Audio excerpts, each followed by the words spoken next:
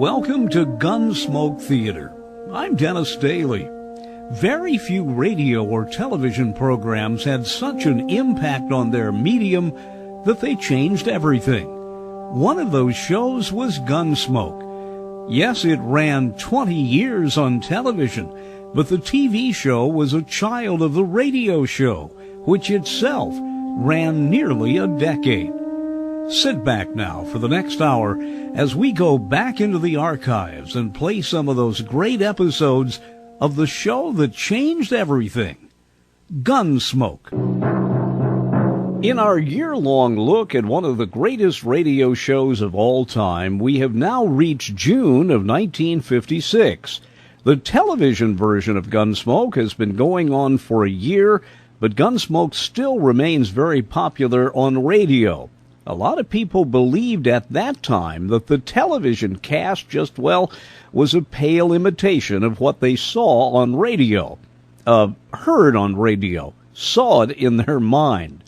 Here now from June of 1956, another episode, a classic of Gunsmoke.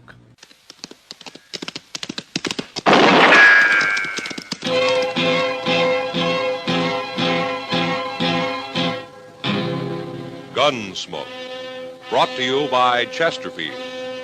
Chesterfield packs more pleasure because it's more perfectly packed, thanks to Accuray.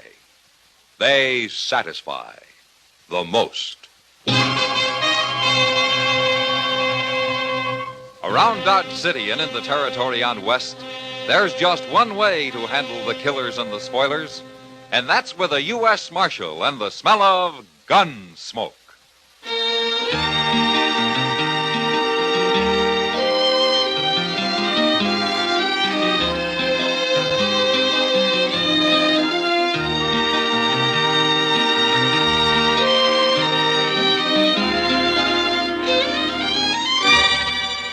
Gunsmoke, starring William Conrad, the transcribed story of the violence that moved west with young America, and the story of a man who moved with it.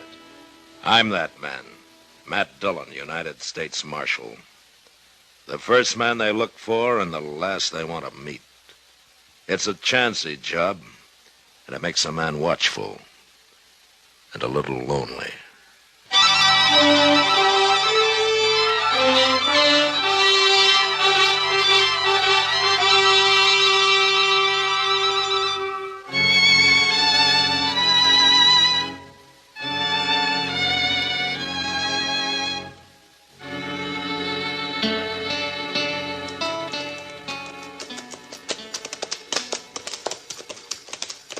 Look yonder, Mr. Dillon. It's Jeb Wingate, ain't it? Yeah. I just hope he doesn't want to find some shade and talk for an hour. I want to get back to Dodge. There ain't no shade to find around here. Lessons over that little rise.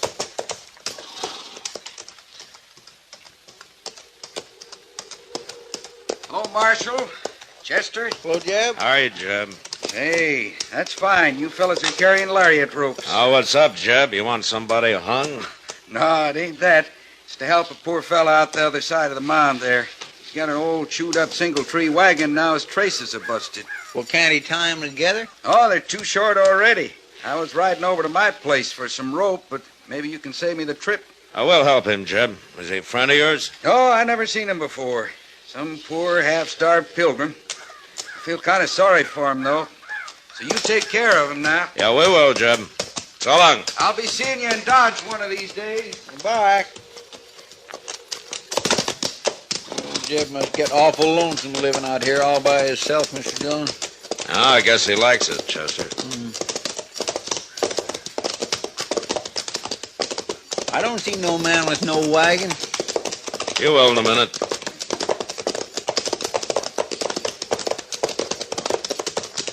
There he is. Oh, yes. Say, Jeb was sure right. And look at that horse, too. Yeah, they make quite a pair, don't they? Hello. Hello. Here, you could use some rope, mister. Here's 30 feet. That ought to do. I sure thank you. Where you headed? Dodge, I guess. You come far? Montana territory. Well, no wonder. Another fella, he just left. He was going to help me, too. You live out here? I'm the marshal in Dodge. You looking for work? If they'll give it to me. I heard the Santa Fe's laying more track there. Well, I know the agent. Maybe I can help you. No, I wouldn't want to get you in no trouble. Trouble? I'll come see you. I'll fetch you another rope soon as I can. No need for that. My name's Hook, Marshal. Arden Hook. That's Chester Proudfoot, Hook. How you do? Pleased to make your acquaintance. Well, we'll be seeing you. Thank you kindly. My. He keeps looking around like he thinks somebody's going to hit him any minute. Well, maybe he's running from something, Chester. Say, I'll bet that's it. You suppose the law is after him? What for? Well, I don't know. Maybe he's a murderer. Oh, what? Flies? Come on, let's do a little ride.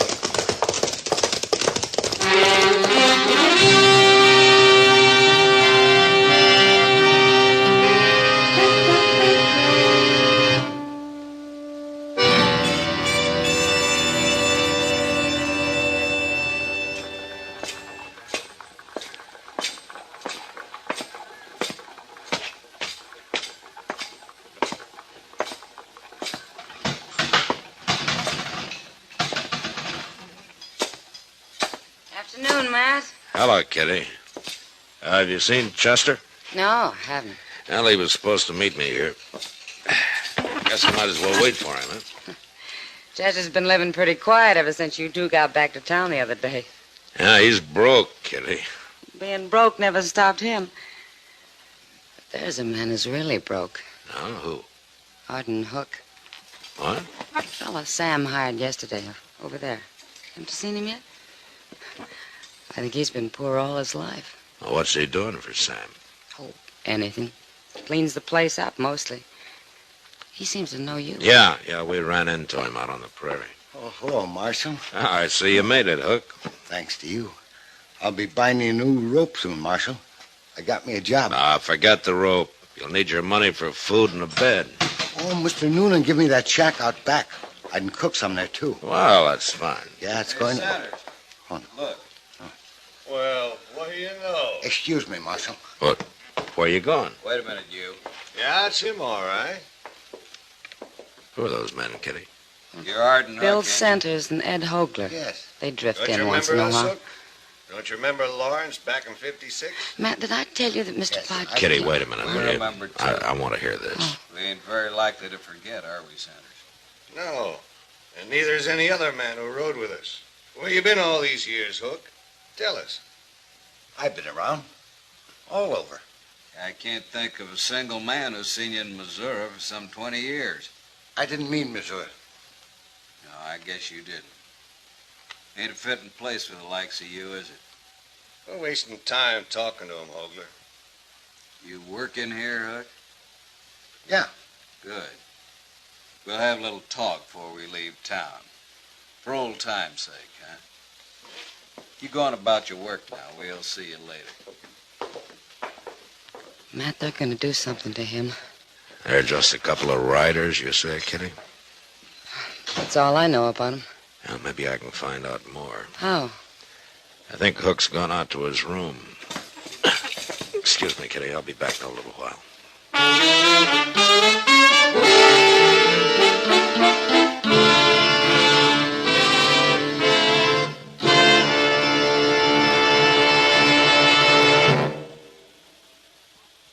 That whistling man, Bobby Haggart, really started something. Tonight, the Calypso Boys join in. Ready, amigos?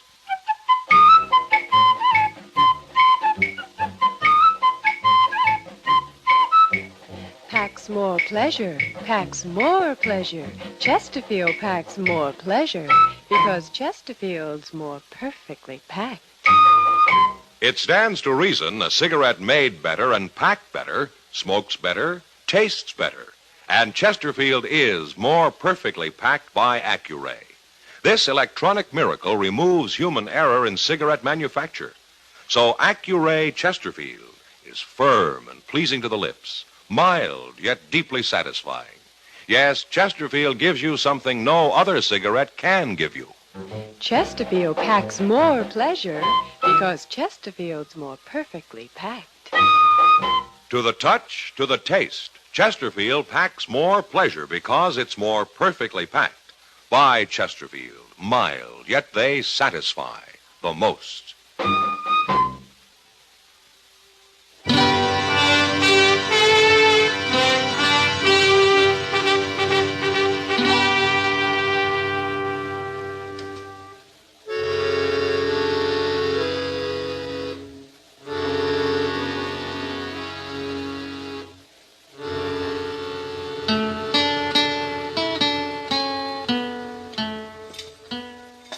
What are their names, Hook? Bill Centers, Ed Hogler? You heard them? Yeah, I heard them, but I don't know quite what they were talking about. It's nothing, Marshal. I used to know them, that's all. Uh-huh. In Missouri, huh? Yeah, that's right. They said something about Lawrence back in 56. They were just talking. Lawrence, Kansas. That was the first time it was raided by Missourians under General Atchison, wasn't it? You and Centers and Hogler were with him, huh?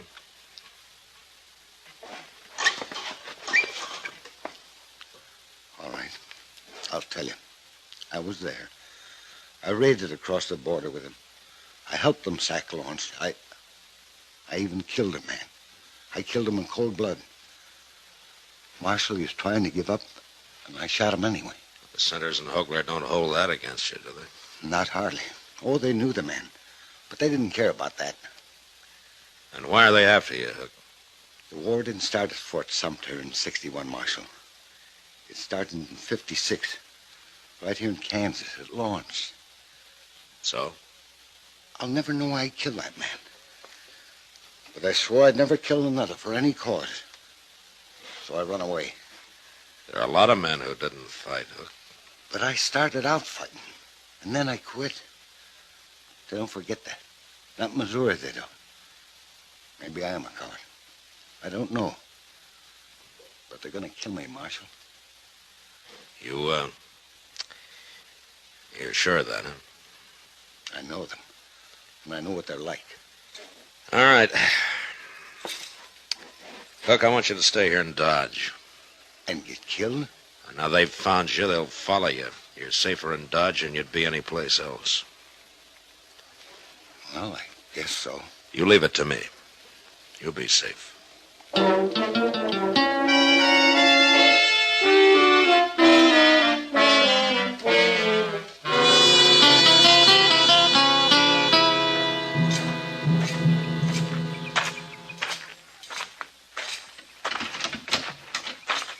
run off if we don't go get him soon, Hogler. Where's he gonna run to? Hogler's right. He isn't running anywhere. What? Oh, Marshal, huh? You're Hogler? You want something, Marshal? Yeah. I want you to leave Arden Hook alone. We ain't gonna bother Hook, Marshal. Not if you're smart. Little coward like that, I wouldn't feel right even touching him. What happened happened a long time ago. Why keep it alive? Was you in the war, Marshal? Yeah, I was in the war. But it's all over, and the sooner everybody forgets about it, the better. We might have won if it wasn't for cowards like Arden Hook. All right, there's no use arguing with you. But Hook's gonna stay here. And if anything happens to him, anything at all, I got enough evidence on you two to hang you. Too bad you found out about all this, Marshal. Yeah, I guess there's nothing we can do now, Sanders. You mean we're gonna let that little coward go? Yeah, we'll let him go. Who cares about him anyway? Bye, Marshal.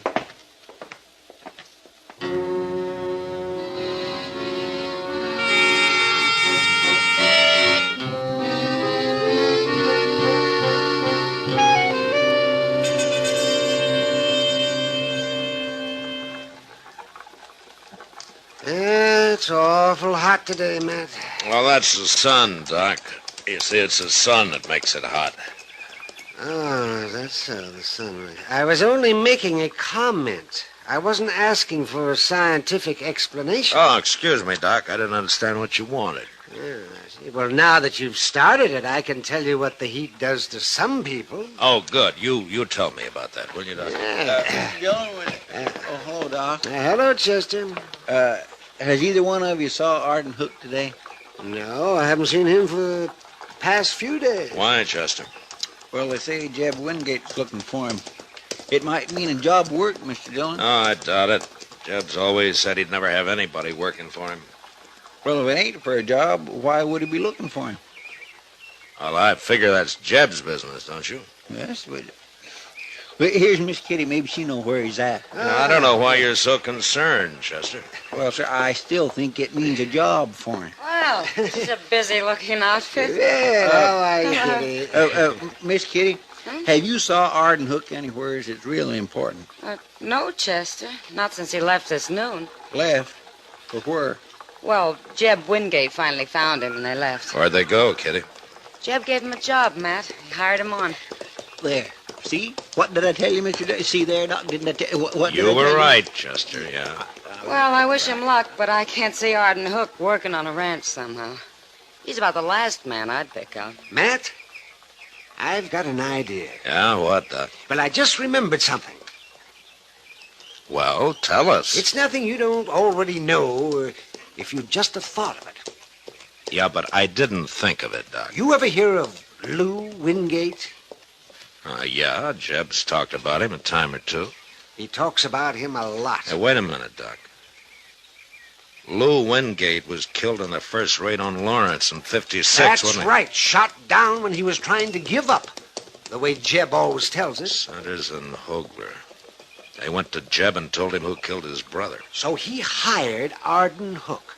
Hired him so as he can have him out there alone, where there'll be no witnesses. Chester, go get our horses. It's going to be dark before we get there now.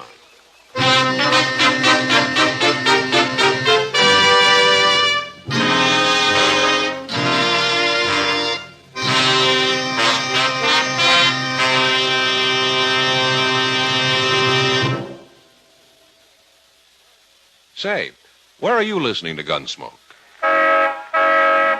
In your car? Getting ready for dinner? Oh, I see. Just relaxing in your favorite easy chair. Well, I'd say you're in a good spot right now to really enjoy a Chesterfield.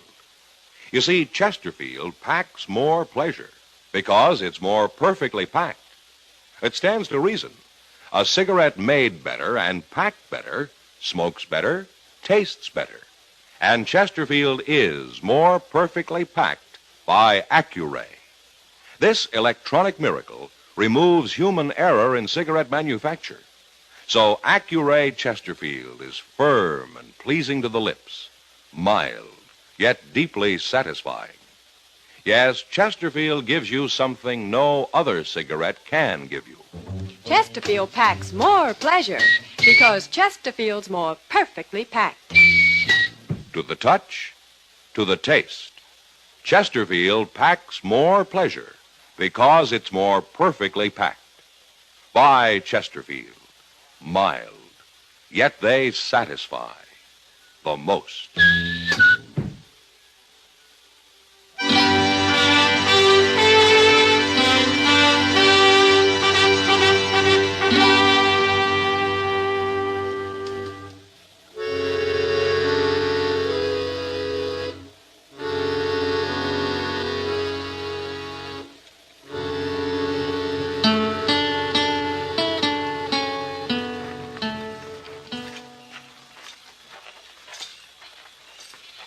Step easy, Chester. I am. But I still don't know why we left our horses way back yonder. Now, let's get behind that wagon at the side of the barn, and I'll tell you. Hey, look. There's Jeb Wingate sitting with his back to the window. Yeah.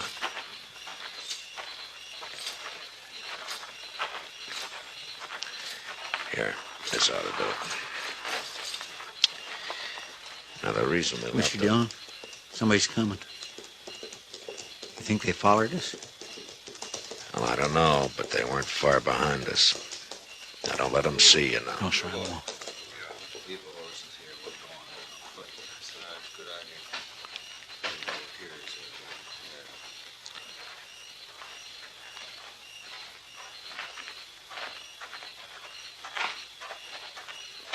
Hey, look at that, Sanders. Sit and duck. We can put a rifle bullet through him from here. It's Hogler and Sanders. I don't understand this, Hogler. Why not? Well, Jeb Wingate said he was going to kill Hook and make it look like an accident, didn't he? Yeah, Then why not let him do it? 'cause I want Huck killed another way. I want that smart Marshal Dillon to hang him. And I'm going to make him do it. How? Kill Wingate, and everybody will think Hook done it. He's the only man who'd have a reason, ain't he? Yeah. All we got to say is he killed Wingate because he is afraid of him. Still murder. You're smart, Hogler. I like the idea of Marshal Dillon having to hang him. Well, go ahead, shoot. I'm going to move out there, Chester. You stay here. Right in the back. I got the drop on you, Hogler. It's Arden Hook. He's got a rifle. Put that rifle down. Where'd you come from, Hook? I heard your horses coming in. I heard most of what you were telling Sinners. He's going to shoot us, Hogler. I wouldn't shoot nobody. You ought to know that. And what's the rifle for? I'll shoot in the air to warn Wingate. I'll kill you, you do that. Maybe. But you won't kill Wingate. There's two of us, Hook, and I can... All right, that's enough, Hogler. So, Marshal, get him. Don't shoot, Marshal. Don't shoot. Then drop your gun, Sanders. Sure. Chester, Yes, sir. go get Wingate. Yes, sir, I'll get him. You killed Hogler, Marshal. Yeah, I killed him. So wonder Sanders isn't dead, too. I wasn't going to do nothing. I didn't want anybody to die. They'd have killed you and Wingate both if I hadn't stopped him. I was about to warn him. I was all ready to shoot. It's too late. I wasn't going to shoot Wingate, Marshal, honest.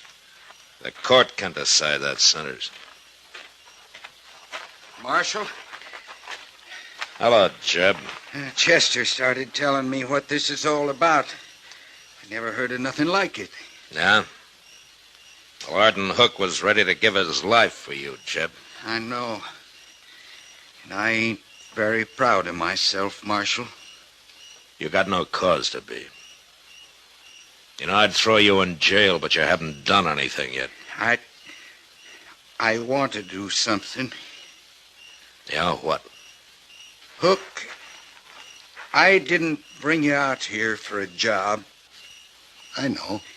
But, well, I'm offering you one now, if you'll stay. I ain't sure I'm strong enough for this kind of work. I don't know how to tell him, Marshal. Why don't you tell him that you've got that kind of strength?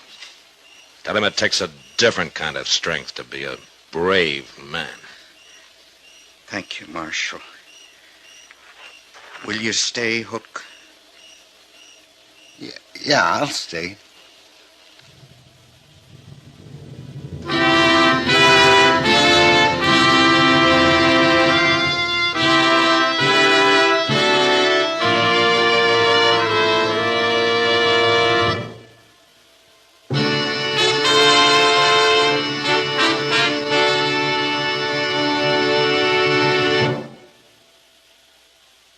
In a moment, our star, William Conrad. Chesterfield packs more pleasure because Chesterfield's more perfectly packed. A cigarette made better and packed better, smokes better, tastes better. And Chesterfield is more perfectly packed by Accuray. This electronic miracle removes human error in cigarette manufacture. So Accuray Chesterfield is firm and pleasing to the lips. Chesterfield, mild, yet they satisfy the most. You know, the frontier was buffalo hunters, trail drivers, and cowboys on the prod, but never a place for families. Yet next week, a father comes to Dodge looking for his daughter. A daughter whose name is Kitty Russell. And that was the West. Good night.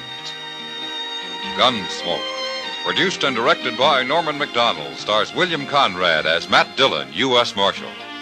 Our story was specially written for Gunsmoke by John Meston, with music composed and conducted by Rex Corey.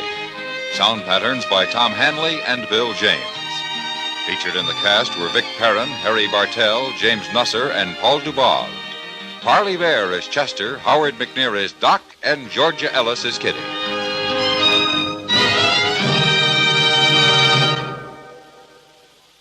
Live modern.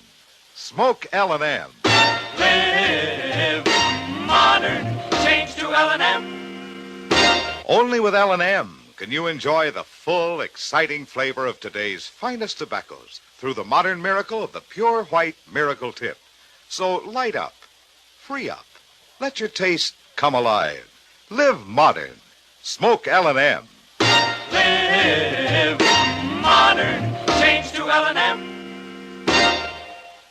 Join us again next week for another specially transcribed story on Gunsmoke.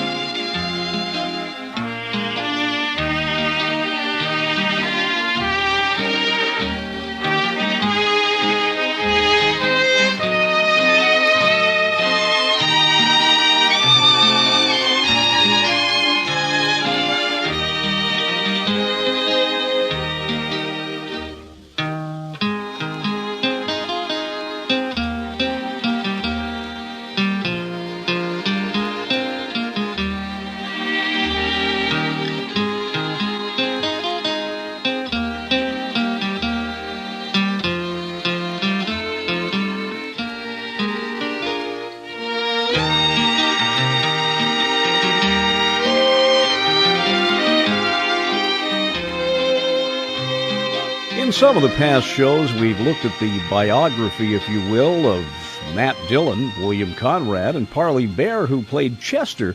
But now let's turn our attentions to Howard McNear. He was, of course, Doc. Howard Turble McNear. The oldest member of the cast, he was born in January of 1905. He distinguished himself in radio serials beginning in the 1930s. Remember Speed Gibson of the International Police, the International Secret Police? He played Operator Clint Barlow in that show. He was in the Army Air Corps during the Second World War. But if you're a child of television, you remembered him as Floyd the Barber, Floyd Lawson, on the Andy Griffith Show. If you remember him from radio, you remember him from 10,000 different appearances in hundreds of different shows, but specifically playing Doc Charles Adams on Gunsmoke for the entire run from 1952 through 1961. Back now to the spring of 1956 and our second episode this time around of Gunsmoke.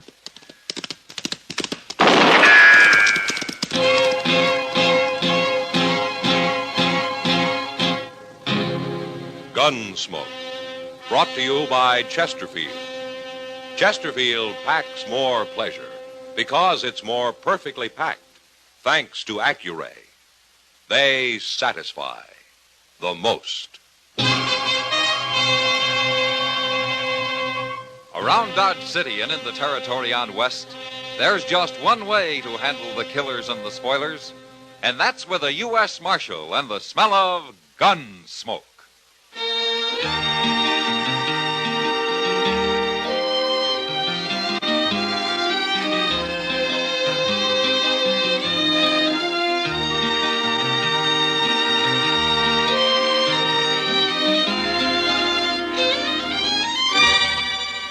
Gunsmoke, starring William Conrad.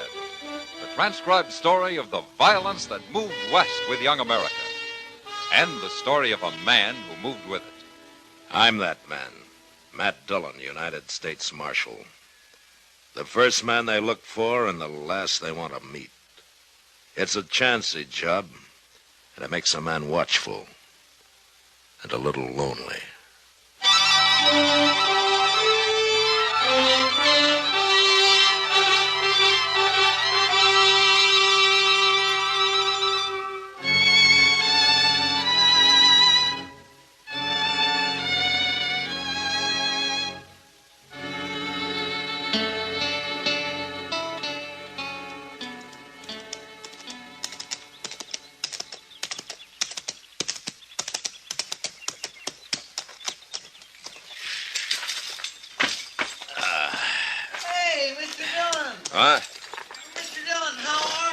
Hi, Chester. Well, sir, I sure am glad to see you back. Well, it's good to be back, Chester. My, you've been gone over a month. That's 6 weeks to be exact. Gracious, you sure must have covered a lot of territory. Well, I'll tell you all about it later. What's been going on here? Oh, nothing much, I guess. You know how Dodge is. Things are just about the same. They are, huh? Mm-hmm.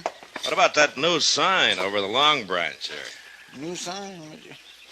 Oh, my goodness, Mr. Dillon, I plumb forgot. That happened the week you left.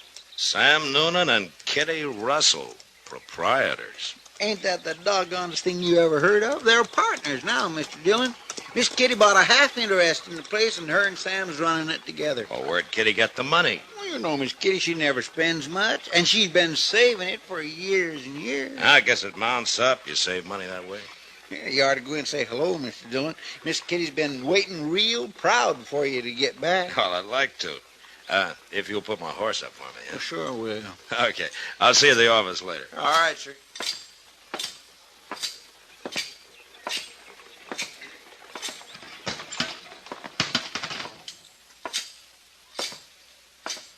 Hello, Sam. Well, Marshal Dillon, when'd you get back? Just now. Saw your new sign outside, and I came in to see if the price of whiskey had gone up. Well, Marshal, the price of whiskey went down at the Long Branch. What? Yeah, first thing Kitty talked me into. Well, knowing you, that must have taken some talking. Well, you know, she was right. We're making more money than ever. I sure got to hand it to her. Ah, good. Where is she? Well, she went to her room, Marshal. And, you know, I wish you'd go up and see her. She got me worried. Oh, why? Well, we were sitting here talking business, and a boy come in with a telegram for her, and she read it, and well, she turned kind of pale and then got up and left. Huh. Yeah, sure, Sam. I'll go see her.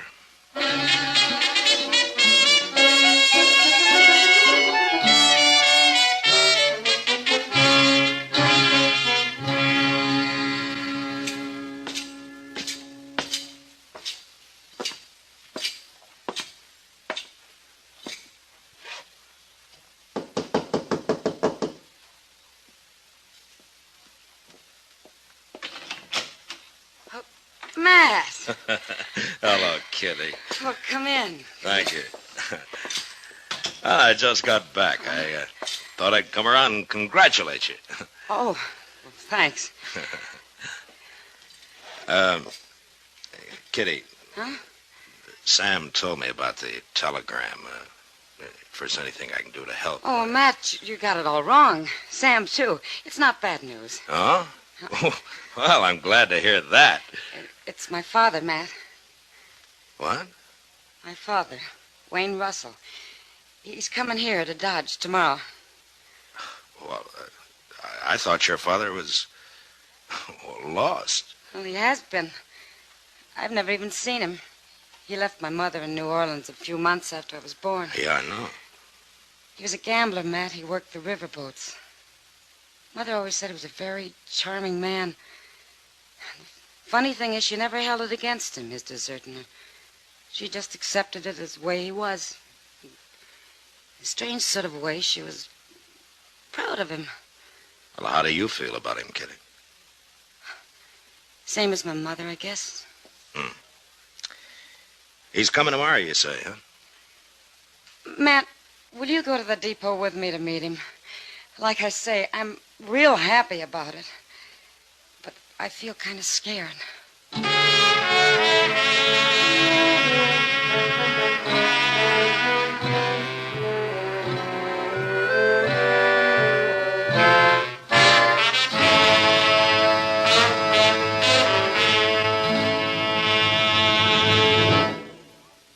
That whistling man, Bobby Haggart, really started something.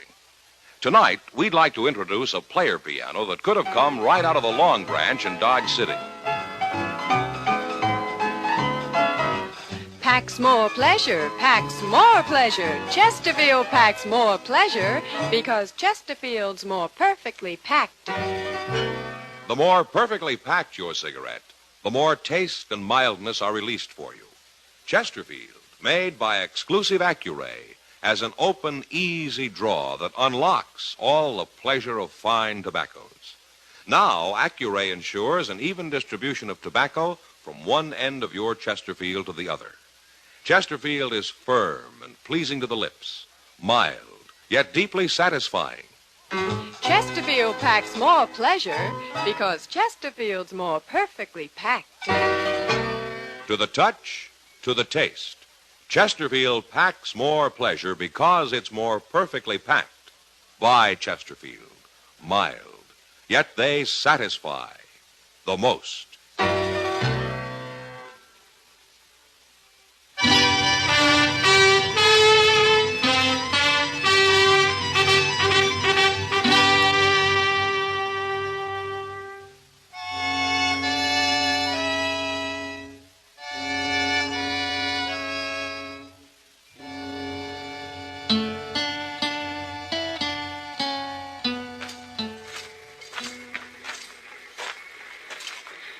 Matt, you really think he'll be on it?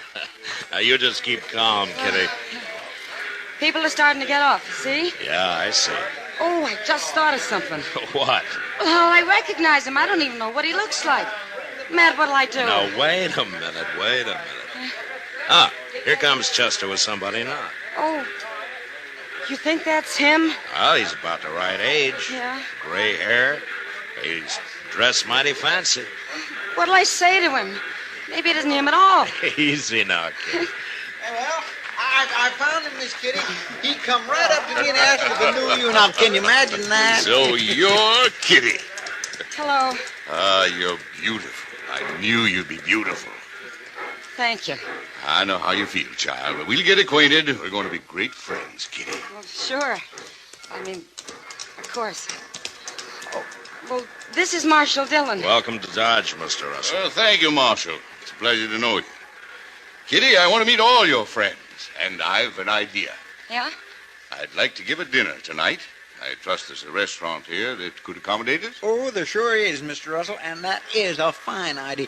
Delmonico's, that's the best. We could go there Chester. right now and tell them to get started cooking. Chester. Well, I'm only trying to help. Well, that'd be pretty expensive, wouldn't it? Kitty, my child, expense doesn't matter. I own a very prosperous freighting business in New Orleans now. I've had it for some time. Well, that's wonderful. Will you invite your friends for me, Kitty? Yeah, if you want. And about how many shall I tell them to expect?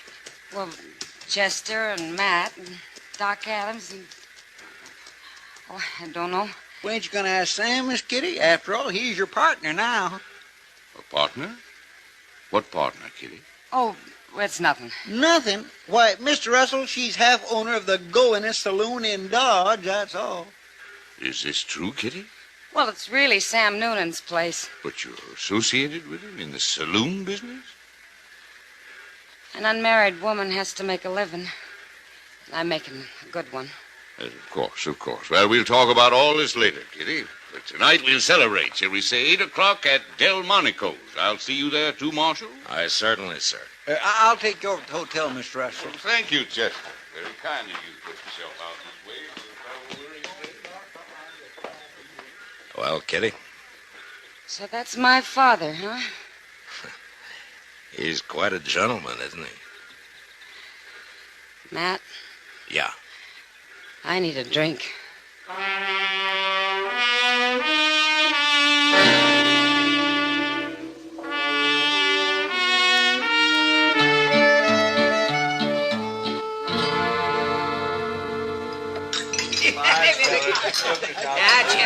Chester, you've had just about nothing. Well, that was a pretty good meal, wasn't it, Mr. Russell? And I want to thank you for recommending the place, Chester. Of course, I guess it ain't like what you're used to in New Orleans. Miss Kitty's told me about how good they eat down there, ain't you, Miss Kitty? Yeah, I guess so, Chester. What's the matter with Kitty, man? I don't know, Doc. She keeps looking at him sideways, but she sure doesn't have much to say to him. And I guess she's still kind of shy. Shy? You mean Kitty? Oh, nonsense. You better fill your glass, Doc. What's that? Sam Noonan's getting orey-eyed. I think he's just about to propose a toast. Oh, no, that's all we need. There, you see what I mean? Gentlemen, now let's drink a toast. A toast to my new partner, Kitty Russell, and to her old man. Sam. I mean her father. Sorry, Mr. Russell. And their very happy reunion, Sam, and many more of them forever and forever Sam. and forever. We All are right. getting kid. thirsty, Sam. Let's have a good Thank you, gentlemen. Thank you. This is the happiest day of my life. Here's to you, Kitty, and to the Russells, the proud Russells. Oh, hooray. Oh, hooray for everybody. Oh, my, you better lock Chester and Sam in the same cell tonight, man. Yeah, that's a pretty good idea. Well, I'm afraid I gotta go now. Come, Kitty, the evening's just started. Yeah, well, it started at the Long Branch, too. I'm in business, remember? Yes, I know. I don't think Sam's gonna be much help tonight. I'd better get down there and take over. Kitty, I ain't gonna be no help at all. Well, don't you worry, Sam. You stay and have a good time. Kitty, you can't go out there on the street this time of night. Well, I'll go with her, Mr. Russell. Well, she must leave. I'll stop in later and say good night, Kitty. Good night, sir. Good night. Doc, keep an eye on those two, will you? Now, doggone it, Sam, you shouldn't be drinking all that. Now, give me some.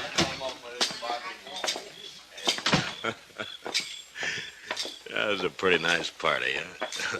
Yeah, fine.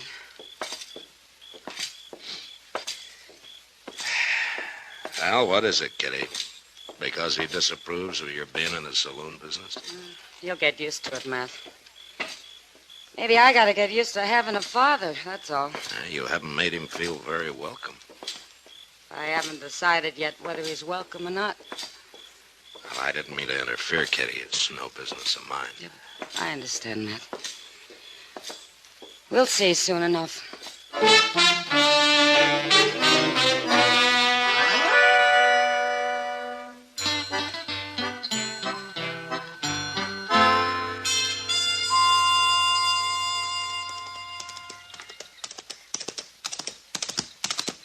Well, that's a good-looking horse Chester's riding, man. He's thinking of buying it, Doc. Buying it, buying it. With what? That horse will be as old as Methuselah before he closes the deal. Well, that could be. Sure. Isn't that Kitty and her father coming out of the bank? Yeah. She treating him as cold as ever, man? It's been 2 weeks, and she hasn't changed a bit toward him, as far as I've noticed. Yeah. Well, she's waving to you. She wants you to come over there. Yeah, I guess so. I'll be back directly, Doc. All right. The sun will keep your seat warm. Okay. Morning, Marshal. Morning, Miss Russell. Morning, Kitty. We got some news for you, Matt. Oh? Good news, Marshal. Matt, we've been talking to Mr. Botkin, and he'll buy my share of the Long Branch anytime for cash. You mean you're thinking of selling out? Tomorrow morning, just before we leave. Just before you leave? I'm going back to New Orleans, Matt. I'm going to take my money and put it into my father's freight business there. Makes sense, Marshal. Kitty and I should be together. And besides, the saloon business is no place for a lady. I can see that now. I've had to learn a lot in the last couple of weeks, Matt. Yeah, I guess you have. Well, if you're going to get packed, you better start, Kitty. I am, right now. I'll see you at supper. Fine. I'll go over to the depot and see the Santa Fe agent about our tickets. I'm a proud man today, Marshal, a proud and happy man. Now, you'll excuse me?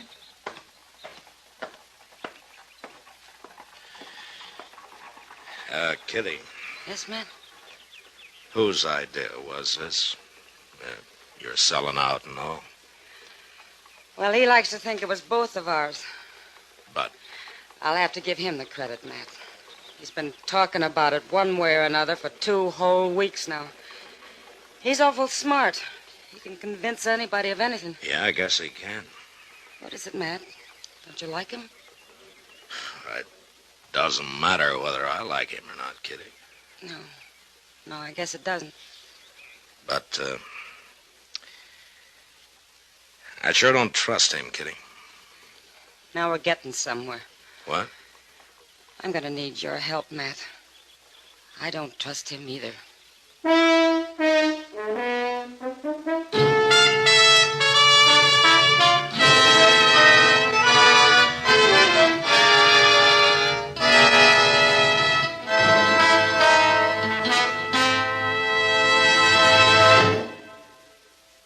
Where are you listening to Gunsmoke?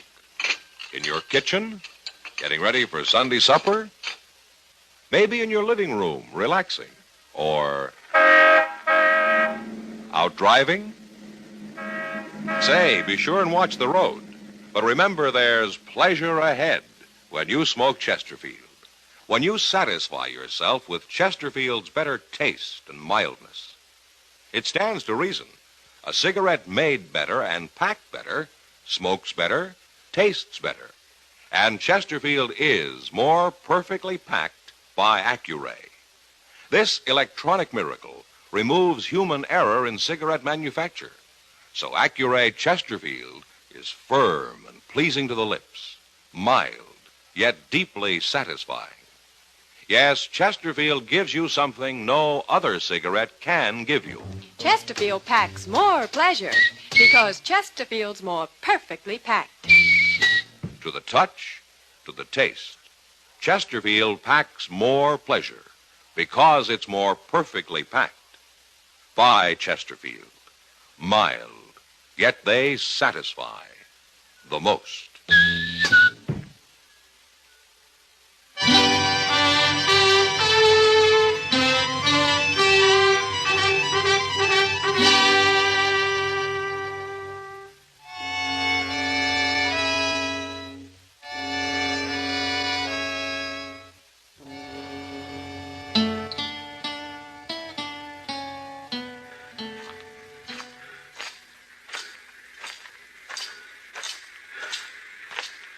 Morning, Mr. Russell.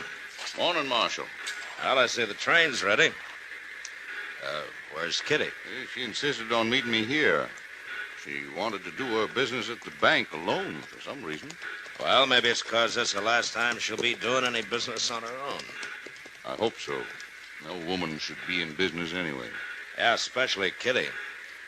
She, trusts people too much.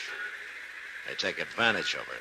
Not anymore, I can assure you. I only hope she gets here with that money. Well, nobody's likely to hold a woman up in broad daylight, Mr. Russell. But they would at night, eh? Oh, there are some men who'll do anything for $1. Day or night. Yes. Ah, there she comes. I told you she'd be all right. Nobody'd bother Kitty anyway. She's awful well liked around here, Mr. Russell, by a lot of people. Yes. Yes, of course. They take it mighty personal if anything happened to her, no matter who did it, Mr. Russell. Morning, Kitty. Morning, Matt. Father. You're late, Kitty. Train hasn't left. No, but we'd better be getting aboard. All right. Don't you have a bag of some kind? Oh, my baggage is all taken care of. Oh, I mean a handbag. You're not carrying anything. I know. Well, where's the money, Kitty? Didn't you get it? No, Father, I didn't. What? I changed my mind the last minute. What do you mean? I decided to leave it here in the Long Branch with Sam Noonan. It's a good investment. I can always come back for it. Now, look here, Kitty. I'm deciding things for you from Well, now we'll talk on. about it on the train. Come on. No, we're not leaving till you get that money. Which is it you want, Father? Me or the money? It isn't a question of that. Now, you do as I say. You haven't changed a bit. What? Mother always said you'd never change, and she was right. Don't tell me you're running a freight business in New Orleans. That's enough. Easy, Mr. Russell. You stay out of this, Marshal. You're just another man to me, Father. And a crook besides. Kitty, you're going to be sorry for this. I'd be a whole lot more sorry if I let you steal my money. All right, Kitty, all right. I think he understands now. You're in this together. Mr. Russell, you played it pretty smart so far. Don't disappoint us now. You see it through. Don't make me throw you in jail. Just play it all the way, Mr. Russell. You can do it. Please, Father. Get on the train. Leave me at least that much pride. Yes, I think so. Goodbye, Kitty. Bye. Marshal. Goodbye, sir.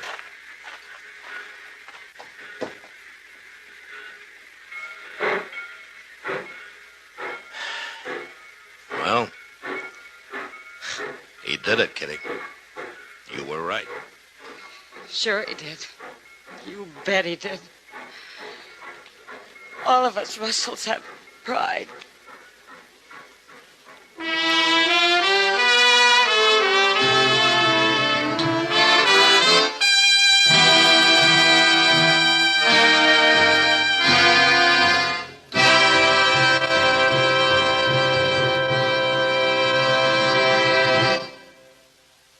In a moment, our star, William Conrad. Dad, a great guy. Chesterfield, a great gift. Get them together next Sunday, the 17th, Father's Day. You'll be giving Dad the gift that packs more pleasure. Remember, Dad prefers Chesterfield because they're mild, yet they satisfy the most. So don't forget Chesterfield's by the carton for Father's Day. You know, on the frontier, when a man was courting a woman, he usually had the good wishes of everyone. But next week, because of some marriage talk, 2 men nearly died. And that was the West. Good night. Gunsmoke, produced and directed by Norman Macdonald, stars William Conrad as Matt Dillon, U.S. Marshal. Our story was specially written for Gunsmoke by John Meston, with music composed by Rex Corey. Sound patterns by Tom Hanley and Bill James. Featured in the cast were John McIntyre and Lawrence Dobkin. Harley Bear is Chester, Howard McNear is Doc, and Georgia Ellis is Kitty.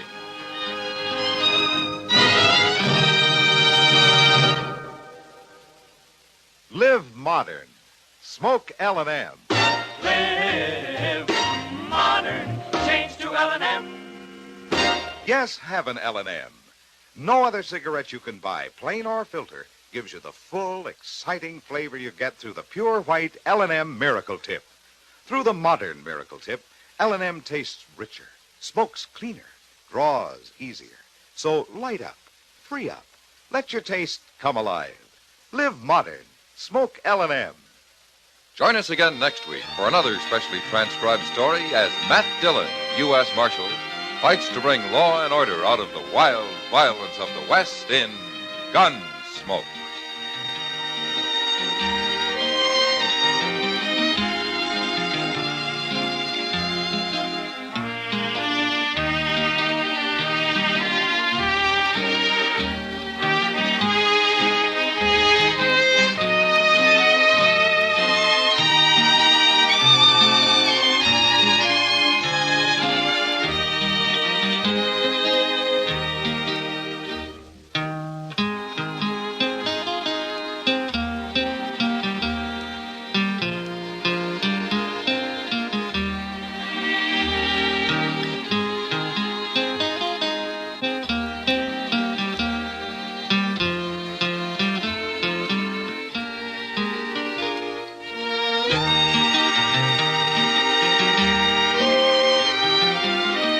John Meston had some help in writing Gunsmoke. Several other people contributed episodes, including sound effects man Ray Kemper. But imagine if you were assigned to write a show like that by yourself, kind of reminiscent of what Arch Obler did, or specifically what Norman Corwin did with his shows. And when you think about it, Franz Stryker wrote nearly every episode of The Lone Ranger. John Meston certainly was able to capture the texture of the West in the 1880s, and he presented it every week on radio on Gunsmoke, and a lot of his scripts were used for the television version with James Arness. And that's it for this time around. I'm Dennis Daly. Thanks for joining me on Gunsmoke Theater as we go back into the archives to play more of the episodes of the radio show that changed everything for the better. Gunsmoke, right here on YouTube.